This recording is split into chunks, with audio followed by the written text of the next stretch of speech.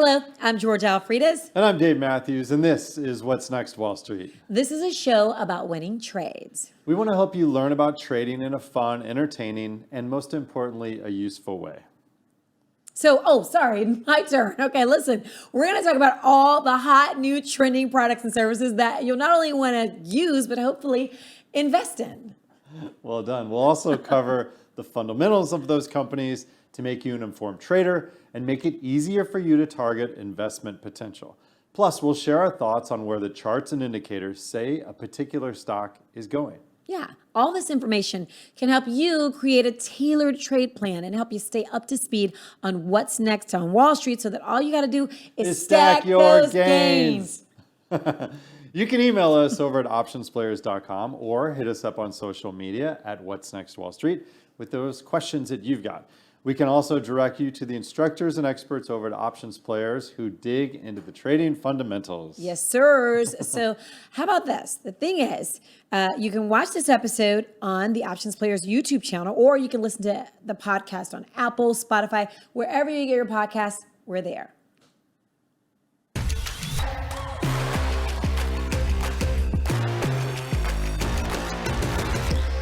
So we have some pretty cool Cryptopunks, right? How much would you sell your Cryptopunk for, Dave? First of all, who else would want my retro frog skin Oakley mini-me besides me? Can we even get a bidding war going on that? We should Doubtful. Try it. We should try it. Well, how about you? How much would you sell yours for? Let me tell you something. I guarantee you, unlike this Canadian crypto developer who goes by the name of Rushed, I would definitely sell it for millions of dollars. Now, this guy bought this Cryptopunk for about 45 Ethereum, so about $83,000. And for some reason, everybody wants it. So blockchain company POAP offered 2,500 Ethereum. That's $9.5 million. Richard said he wouldn't sell it for $1 billion. Why, would you ask? I mean, why wouldn't he? You're supposed to say why. Why? That boy's crazy. Yeah, he should exactly. sell it and move to the beach. Hello. He says that, he's diamond-handed with this Cryptopunk because his brand identity and what he's building in the NFT space is going to be way more valuable in the long run. So, you know what, Dave? Call me old-fashioned, but I'd have to take that chance and bet against my brand in exchange for $9.5 million. Actually, that would be betting on myself because that would mean that I made an incredibly smart investment and I tupled my initial investment to the gazillionth degree. I mean, you know what I'd do? I'd take 100,000 of that, 100,000, not 100,000, 100,000 of that $9 million and spend it on an amazing piece of artwork from, say, Picasso and put it in my foyer, right? Yeah, exactly. How about buying some art you can look at when your battery isn't dead or your screen isn't cracked on your smartphone? Or take this, 28-year-old Eva Balin. She posted a meme about Bitcoin and Ether, which the meme lord himself, Elon Musk, reposted. After the stamp of approval from Elon, Balin then listed the meme as an NFT and sold it for about $20,000 bucks a couple days later. Now, is that entrepreneurship in the digital age? Hello? I think so. I think so too. So MasterCard will soon give cardholders a choice between redeemable points and digital currency. Ooh. The credit card company announced Monday that customers would receive cryptocurrency, which will give them a digital asset that can grow or shrink in value. Okay. CNBC reports MasterCard will also give customers the option of converting existing airline and hotel points to Bitcoin. Oh my gosh. Wow. That's probably what I'm going to do.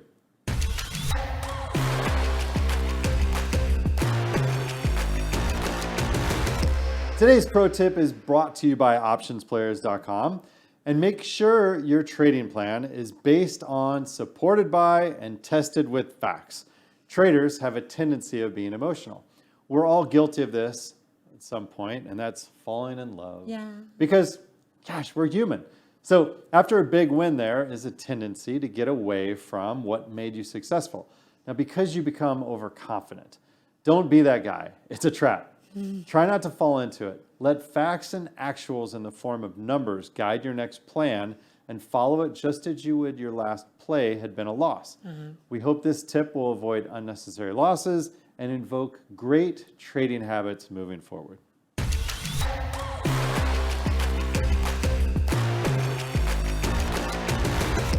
This is the part of the show where we get to hear from you. You can always hit us up on social media at What's Next Wall Street or email us at WNW@OptionsPlayers.com. Email number 1 comes to us from Sarah in Toronto. Sarah asks, what are the benefits of opening an IRA account? Well, great question, Sarah, and one that everyone should know about. You see, IRA or individual retirement accounts allow you to currently deposit $6,000 per year and not be taxed on those funds. Now, this amount changes every couple years, so keep up with that maximum amount. If you use that amount to day trade, there are no pattern day trader restrictions on IRAs that have a value of more than $25,000.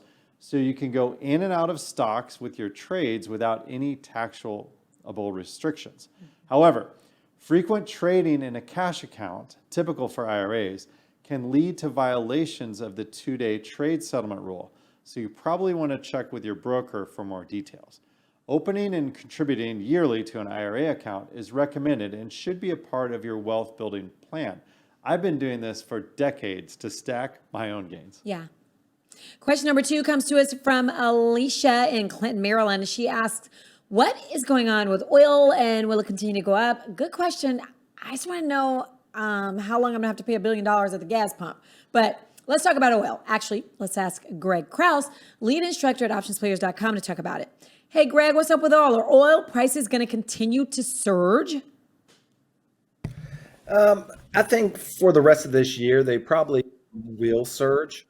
And then it's just a normal economic curve, right? So the supply is less than the demand, and so the price goes up. Now, oil is a little bit different than most goods because it's so regulated by the government, things like that. So in a perfect world, if there were no regulations, if you could sell, let me find something around here. If you can make this right here for $1 and then sell it for $10, you would do it, right? So if this is oil, if I can get it for $1 and sell it for 10, everyone's going to go get oil. But now if it takes me $1 to get this and I can only make $2, less people will do it. So that's just basic economics. You're going to have more people get into it. It costs a lot more to drill for oil here in the United States, but then you have all these regulations.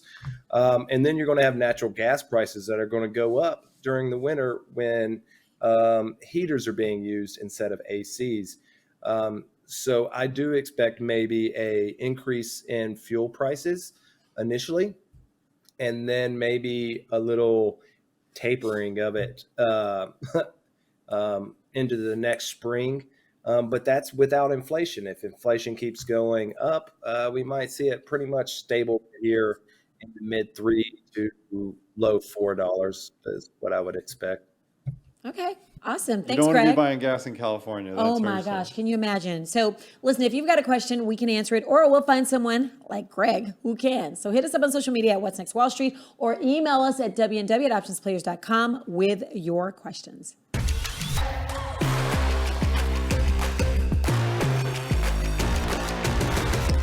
So, Georgia, you probably pay attention when artists are dropping new beats, right? Yeah. Well, you are on a morning radio show that plays some music. I mean, yeah. But what about an album inspired from 1827?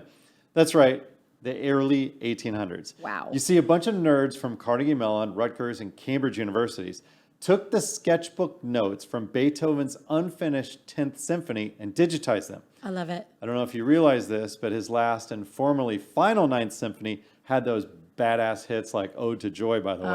That is the joint. So the nerds for this album reconstructed, then built an AI GAN, or generative adversarial network, which is how AIs learn, and had it listen to all the prior symphonies he did, as well as the current hits from other composers of 1825 to 1827. You know, the time period right before he died. Wow. Then the computer AI started writing music. Now, at first, it didn't understand what a flute versus a trombone did sound-wise, so that's when these pesky humans came in and fixed the score.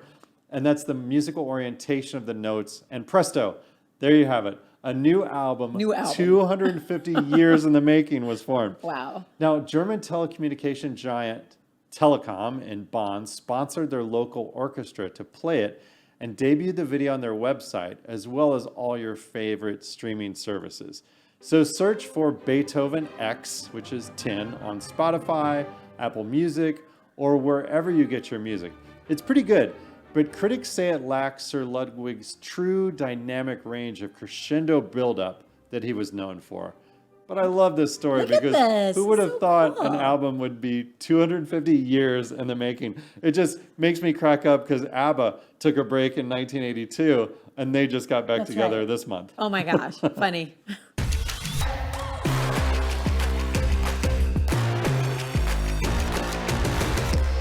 Dave, we're shopping again, right? So hopefully the darkest days of the pandemic are behind us. I keep saying that, come on, go away. But we're all being super careful because it's not over yet. However, we are getting out to restaurants, traveling, and just all of this. And we're opting out of those lived-in sweatpants and t-shirts, although if I'm really trying to figure out how, to continue wearing my sweatpants and maybe just add a high heel, I don't know, but I digress. So either some of us can't fit our pre-pandemic clothes or we just want new stuff because, well, those skinny jeans that were in when the pandemic started back in 2020 are so 2 years ago. Okay, really 2019, yeah. So wait, I'm glad I never bought those skinny jeans because I just missed that whole fad altogether. Okay, so with spending making a comeback, apparel retailers may be the underrated investment industry, okay? According to some experts, consumers are more comfortable shopping online and in boutique or department stores rather than malls. So what does that mean to investors? It means I'm looking at retailers like The Gap, which of course includes Banana Republic, Old Navy, Athleta, Intermix, not to mention the Gap's deal with rapper Ye. Okay? Who? Ye. Kim Kardashian's husband, Kanye. He changed his name legally, Ye, so we got to call him Ye, okay? And we know how important celebrity influences can be, so yeah, Ye and the Gap. Important. Yeah, plus everything is personal for me, and somebody's always getting something from the Gap for Christmas, and the holidays are just around the corner, so there's that. Also, Revolve. So Revolve, by the way, just had their third quarter call. So Revolve isn't as well known as Gap, but it's a popular retailer for millennials and Generation Z consumers. So Revolve also includes Forward, which is more designer focused. Also, these are not brick and mortar stores, all right? They are strictly online, but younger consumers are completely comfortable shopping that way. Whereas Gen Xers and boomers want to see and feel their items. So hopefully Greg is still here and he'll agree with my sentiments. Is retail stock a go or nah? Retail stock probably has more room to grow because unlike all the online stocks that have just out of this world evaluations, retail was kind of kept in check. But now you take Revolve, it's even gone up since earlier this year, probably double since where it was at for the pandemic, which we know they don't have anything really to support that most likely. But as you said, some generations are a little bit better with computers, but that generation is also more likely to purchase thrift from thrift stores and things like that because of the environment and all the other non-waste. So a lot of these other companies that have some positive environmental impact or anything like that might see an increase to their brick and mortar, while if it was online, probably not going to be doing that so much. So it's kind of a human behavior question rather than an economics question. And let's just say women's fashion, I don't really know much about. I can't believe he literally stumped the chump. Yeah, that was, wow, Greg, that's a first. Hey, Georgia, have you bought things off Instagram? Yeah, I actually have bought tons of stuff. I get stuck and I'm like, oh my gosh, I gotta have it. But my husband's worse than me. He's way worse than me. I'm like, what is this box? I got that off Instagram. It's gonna be great. Still in the box. As he says, shut up. It's true. Do you do it? No, I've never bought anything, but I do use it as like some of those ads. I'm like, wow, that's pretty well targeted to my likes, which is just like cars and oil or something like that. Wait. Or water parts for the boat. You've never bought anything off Instagram?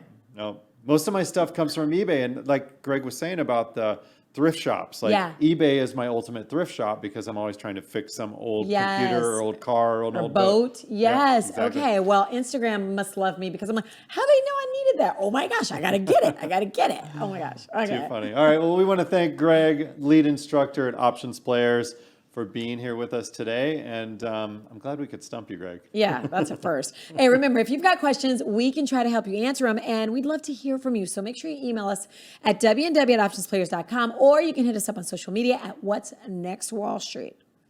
You can, of course, watch episodes of What's Next Wall Street from the past over at the Options Players YouTube page, or listen on Spotify, Apple, or wherever you get your lovely podcasts. Please subscribe, hit the like button, ding the bell, or whatever, all that junk. Hey, I'm Dave Mathews. Hey, I'm Georgia Alfredas. See you next time on What's Next Wall Street. And please share our show with a friend. It will make you look really cool and smart.